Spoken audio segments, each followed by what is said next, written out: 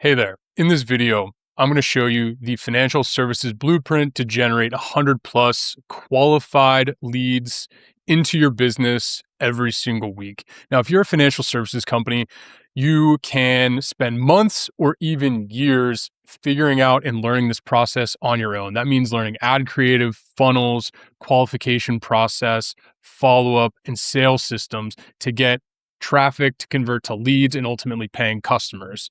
There's a lot of time, effort, and trial and error involved in that process. Or you can watch this video where I will compress my learnings in generating over 100 qualified leads into financial services businesses. And ultimately, this is not theory. So, recent results with some of our clients, we're working with financial services, lending companies, working with commercial insurance agencies and established services businesses. And we've helped generate 100 plus leads per week to our clients. A recent new client funded 2 deals from our work together, creating profitable ad campaigns. Another client funded 3 deals in addition to having just generally profitable ad campaigns. And so before moving into customer acquisition with my first agency, I worked in finance, underwriting, and funding over $1 billion in transactions. That's both debt and equity transactions. And so really that gives me the understanding of knowing what makes businesses tick, what makes them fundable, what makes their strong underwriting fundamentals, and how to actually generate leads that turn into paying customers. And so just give me a few minutes, watch this video where I'll show you the 5-part blueprint for generating 100 plus qualified leads per week and turning that demand into consistent, measurable revenue into your business. And so along the way, we're going to talk about who to target, who you can afford to target, how much volume your sales team can actually handle, and how to test the entire system without blinding scaling up your budget. So let's start with the first key question that most companies skip when they're thinking about, hey, I need more leads. The first question is, who is actually worth paying for to acquire? Let's dig into it. The first step is defining who is actually worth paying to acquire. So this is where most companies start to broadly. They say things like, hey, we want business owners, we want people looking for financing, we want companies that are shopping for insurance. Those are audiences. They are not complete ideal customer profiles or just targets for your customer acquisition systems. And so a qualified lead should pass these 3 tests, right? Do they actually fit your product? This first box here. That could depend on your industry, your geography, your company size, the risk profile, the specific coverage that they need, the credit profile, how long they've actually been in business. The second, do they actually have enough economic value? And so do they actually have a current need for funding?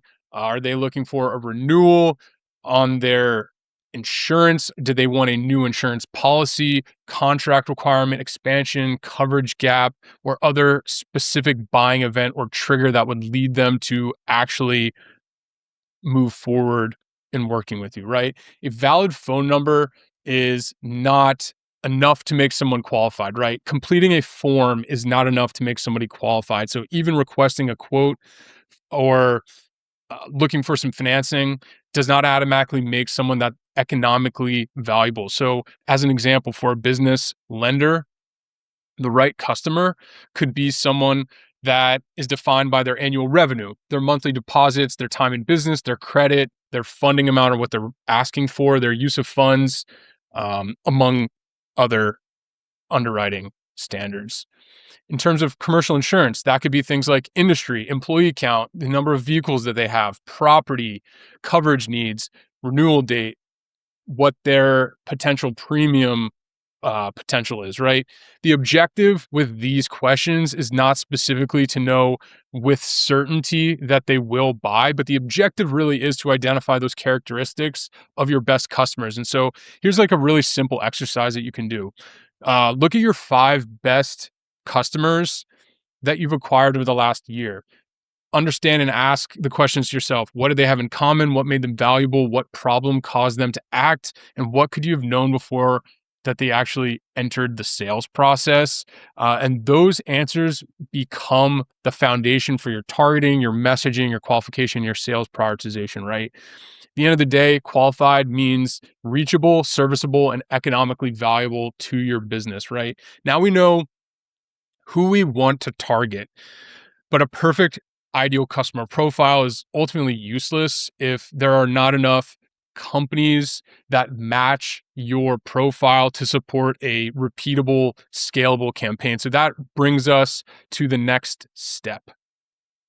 The next step is determining whether or not enough of these customers actually exist. And so you do not need to target every single business in the country, but you do need enough of the right companies to support your customer acquisition target. And so you want to start with the number of customers that you want to acquire and then work backwards. So let's do that calculation now.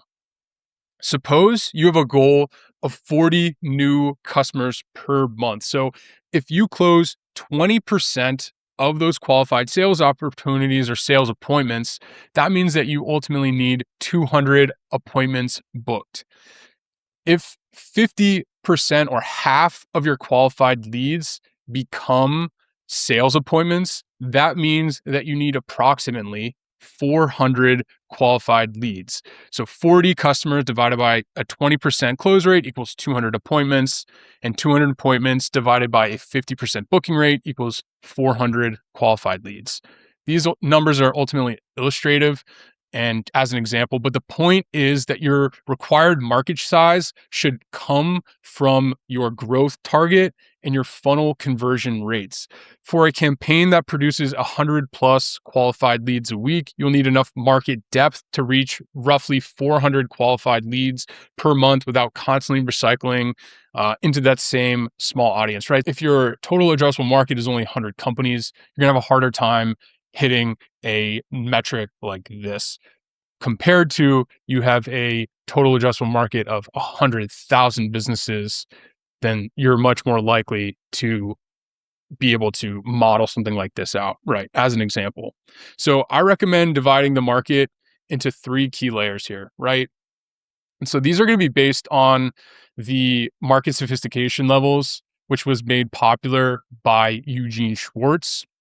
And so this middle narrow market here. So these folks are going to be the companies that match your strongest fit, economic value, and your timing criteria. So they already understand the problem. They know solutions like yours exist, and they may already be comparing providers such as yourself, right? They usually require less education and more proof around why your approach is different, why they should trust you, the expected results, risk reduction, and why they should act now. This audience is most likely to convert quickly, but it's also the smallest and relatively the most competitive. So now you have the smallest subset there is the narrow market. Expanding it out a bit larger, you have the core market. So these companies match your primary customer profile, but they may not be actively shopping or comparing or even evaluating providers, right? They have an underlying problem and they have some kind of desired outcome, but they still need help understanding a few things, right? Like what is actually causing the problem, what type of solution they need, why their current approach is not sufficient, what solving the problem could ultimately be worth to the business, and why your specific mechanism is actually credible here. So this is often the best market for scalable acquisition because these companies have a real need, but the campaign must educate and pre-sell them before asking for a sales conversation. So this is really where we focus all of our initial resources in our lead generation campaigns: product aware, problem aware, and solution aware. Those are going to be your highest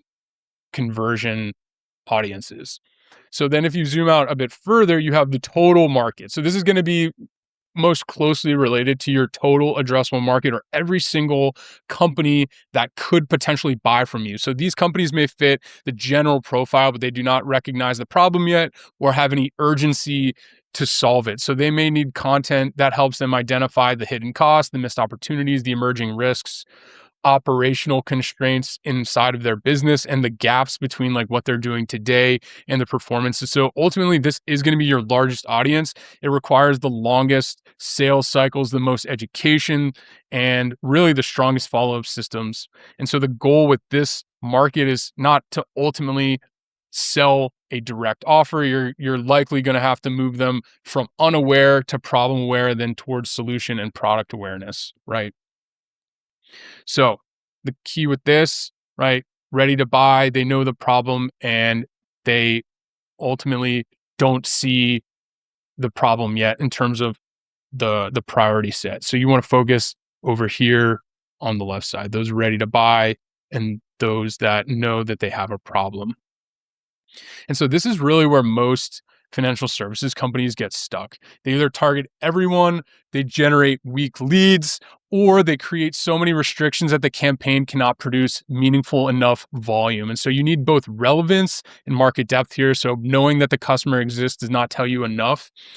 It does not tell you specifically what you can actually afford to pay to acquire them. And that's the next step here.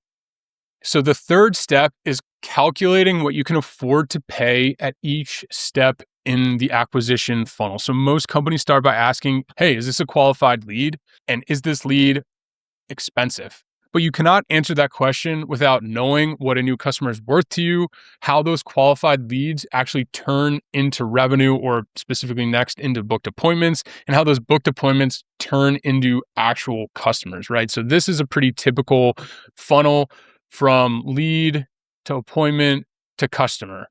So let's use commercial insurance as a simple example. We're going to run through the math here, right?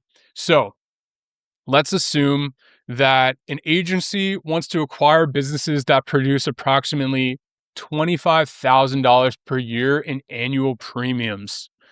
If that agency earns a 10% commission, that account will generate approximately $2,500 in first year agency revenue. So let's keep in mind that's revenue, not profit. So based on this number, the agency still needs to account for the compensation to your producer, general servicing costs, placement work, technology, overhead, retention, and the cost of acquiring the customer. That's really, really important here. So based on your book, your expected retention, your agency sets a target customer acquisition cost of $1,500. That means that you have $2,500 in agency revenue. You spend $1,500 in target CAC. That means you have $1,000 before your producer compensation, servicing, overhead, retention, like all those other factors. Even with a $1,500 CAC or cost of acquiring your customer, this tells the agency that it may be able to spend up to $1,500 to acquire the customer and still have that additional revenue remaining before those other expenses or that gross profit. But now we'll work backwards into the booked meeting requirements, right? So suppose the agency converts, say, 25% of its booked appointments into new customers. That means it needs 4 booked appointments to acquire 1 customer, right? So that's this math here. 4 booked appointments, 25% booked to customer rate to equal 1 customer. So if the agency can afford a $1,500 customer acquisition cost, that means that at a 25% booked to customer rate, it can afford $375 per booked appointment. So $1,500 times 25% is $375. Now, let's work backwards into qualified leads. So suppose 40% of qualified leads book an appointment at $375 per booked appointment and a 40% qualified lead to appointment ratio. That means you're spending $150 per qualified lead. So now we have an acquisition model built around all 3 outcomes. So 100 qualified leads times a 40% booking rate equals 40 booked appointments. 40 booked appointments times 25 booked customer rate equals 10 new customers, right? At $150 cost per qualified lead times 100 qualified leads, that means a $1,500 total acquisition cost. If 10 customers are acquired at $15,000 acquisition cost, that means you have a $1,500 cost of acquisition. And if each customer generates approximately $2,500 in first year agency revenue, that means that you're making $25,000 in first year agency revenue based on $15,000 in acquisition costs.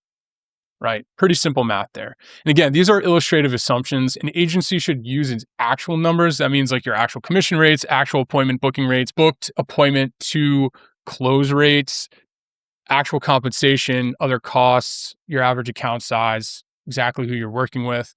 But ultimately, the purpose of this was so we can answer the original question, which is, would a $150 lead be considered expensive? Not necessarily is the answer. If 40% of the appointments book and 25% of those booked appointments become customers, the agency reaches its customer acquisition target of $1,500. Would a $40 qualified lead be cheap?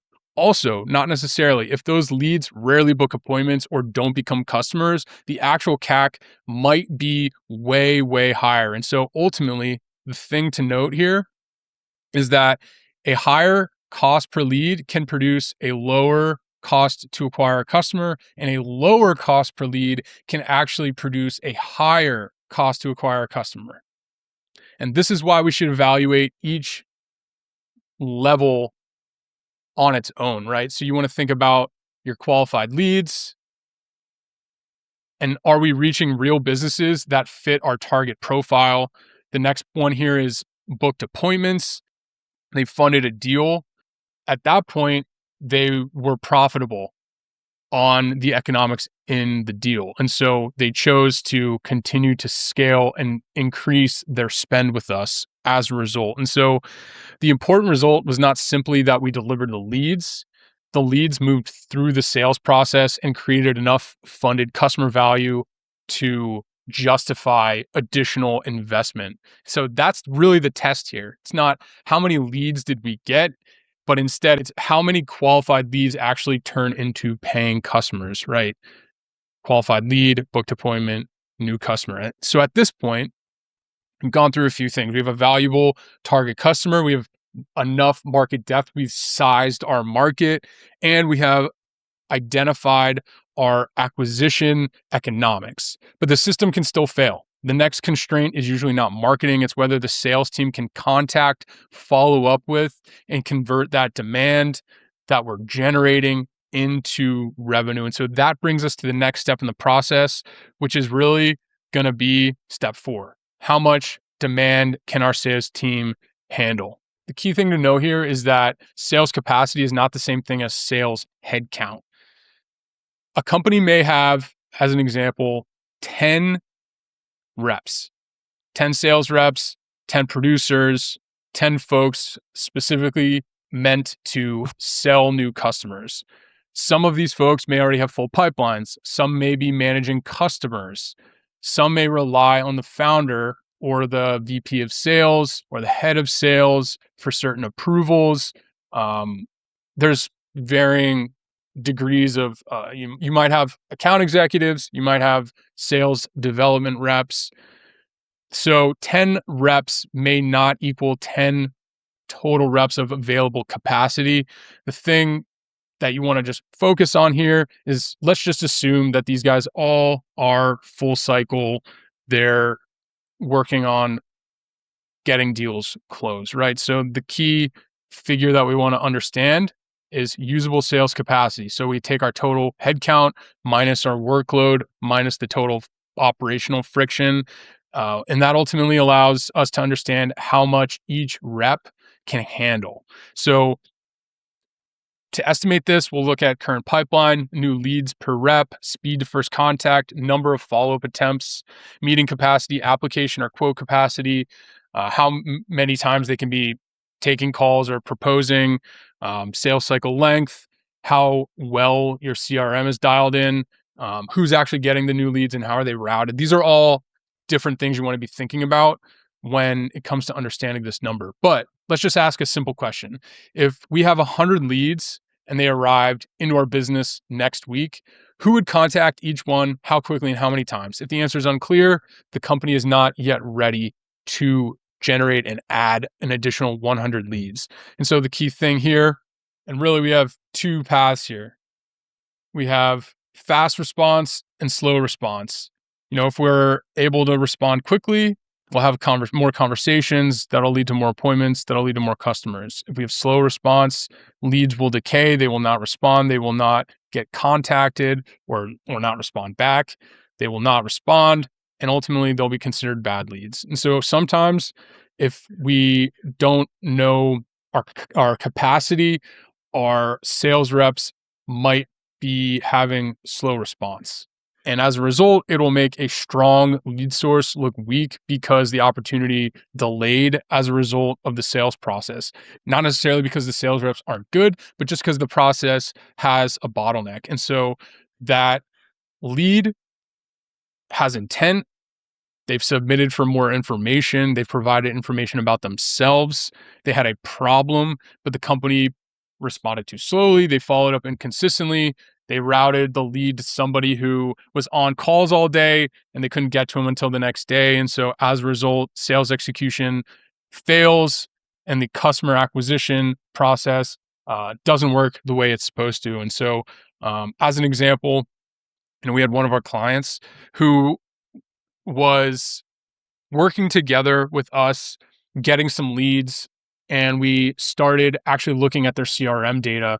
They were having some trouble with the contact rates.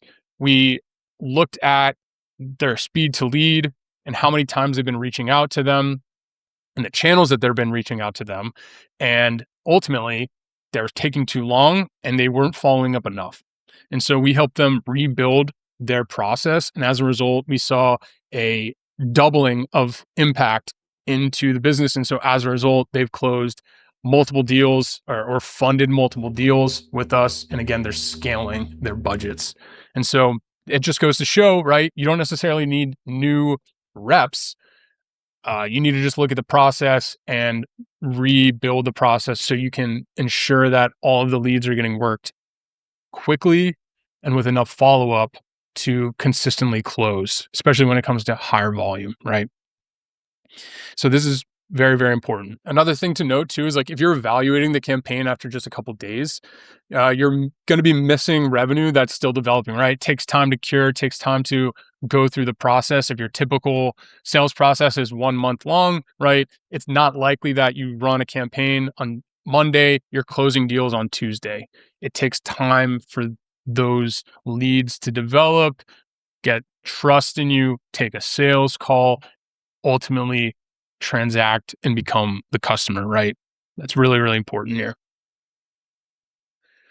So now let's talk about how to actually quantify how much availability your sales team has, right? So let's assume you have 10 sales reps. They're working for 8 hours a day. That means you have 80 team hours per day.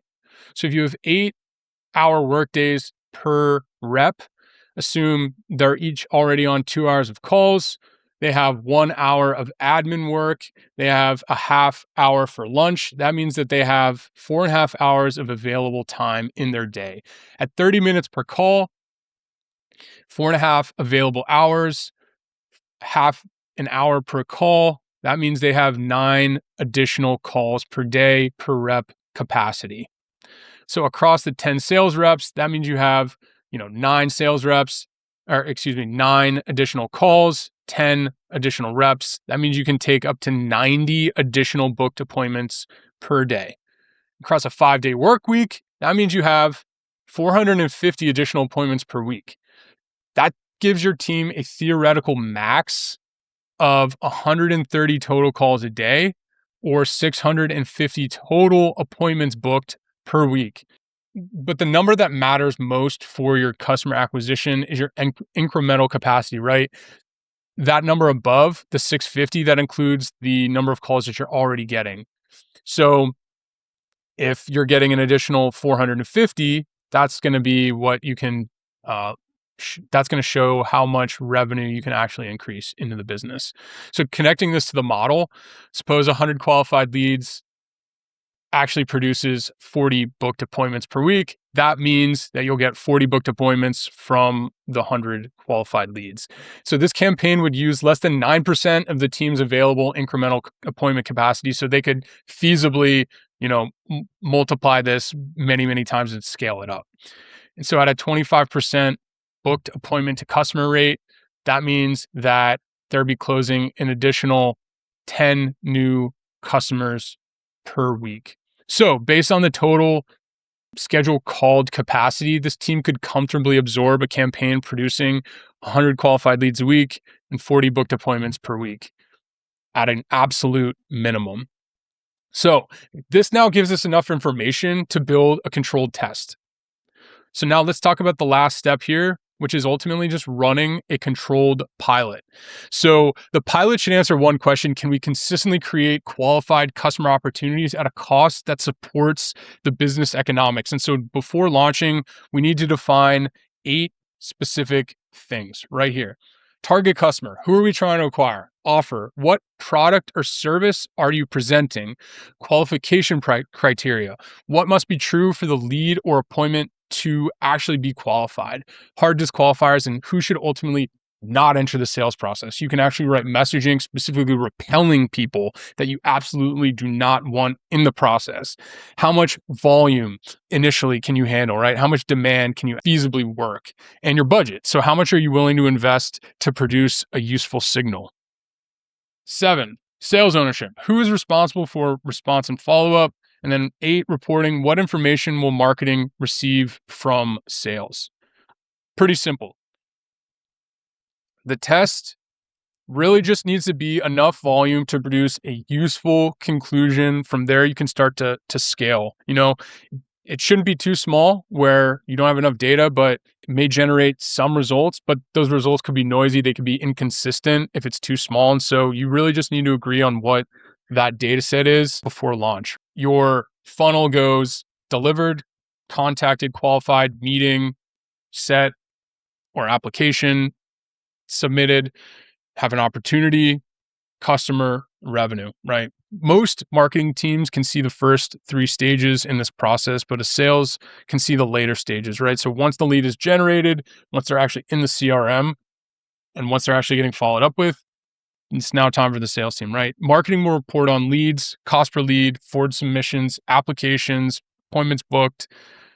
Sales will report total opportunities, total customers generated, in the actual revenue. And so if the customer outcomes are never returned back to the marketing team, acquisition system is going to be optimizing for the wrong thing, right? You could be optimizing for pure lead cost. But again, if those leads don't close, you might have a much, much higher cost of acquisition there.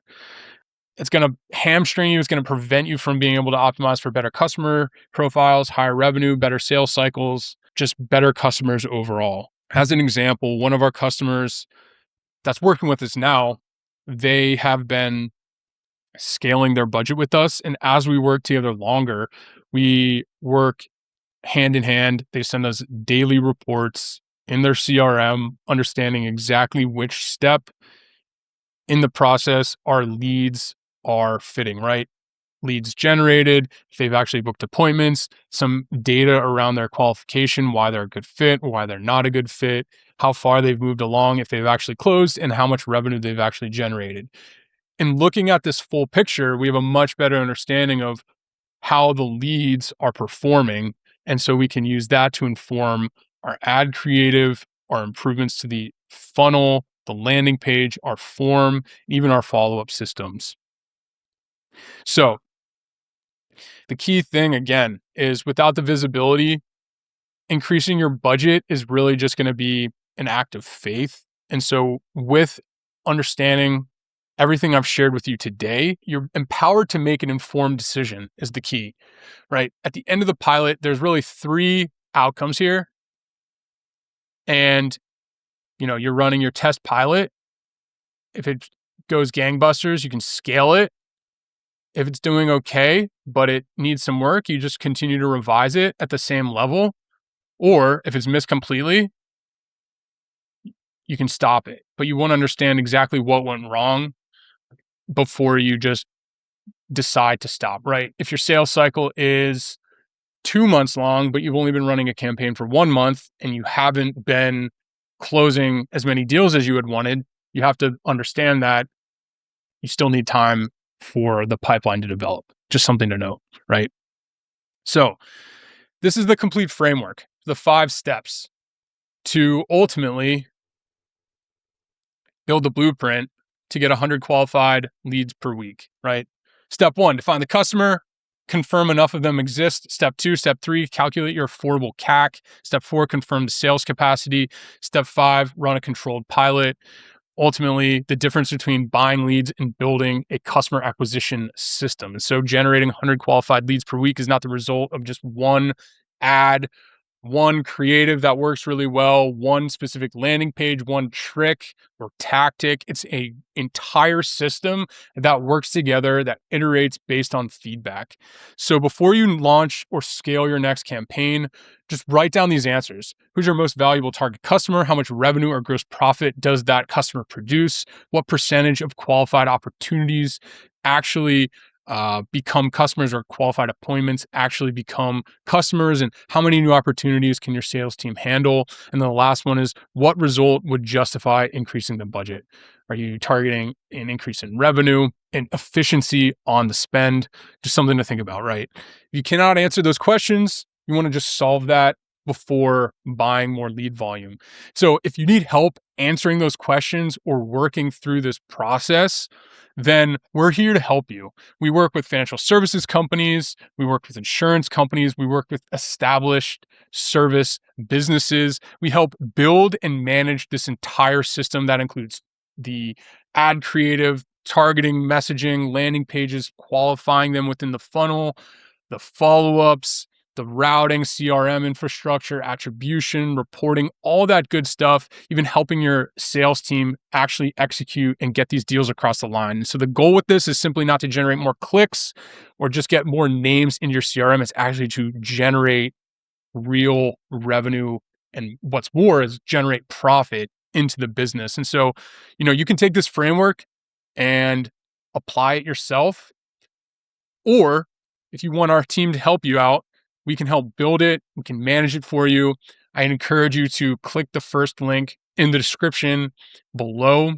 Hop on a call with us where we'll talk about your business, build out your blueprint, see if there's a fit. If so, we'll decide how to work together. That's it for this video. Looking forward to seeing you there. Chat soon.